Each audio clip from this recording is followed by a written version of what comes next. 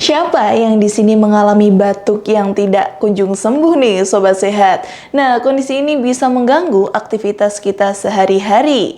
Namun ternyata batuk yang tidak kunjung sembuh bisa jadi tanda adanya infeksi paru-paru.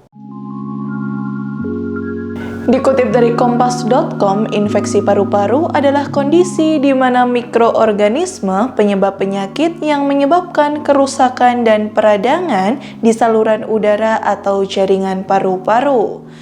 Infeksi paru-paru ini bisa menyerang siapa saja dan memiliki tingkatan ringan atau parah.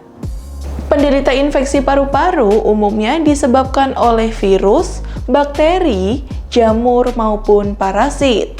Adapun beberapa jenis infeksi paru-paru diantaranya pneumonia, TBC, bronkitis, dan pertusis. Gejala infeksi paru-paru bisa saja mirip dengan flu, tetapi cenderung bertahan lebih lama.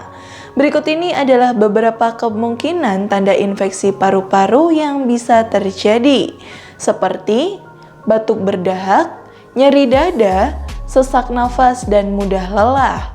Meskipun beragam gejala infeksi paru-paru bisa berbeda-beda sesuai jenisnya, tapi penyakit ini umumnya bisa dideteksi lewat pemeriksaan fisik dan penunjang. Demikian informasi kesehatan yang saya sampaikan dan sampai jumpa di kanal Tribun Head Official selanjutnya. Terima kasih sudah nonton.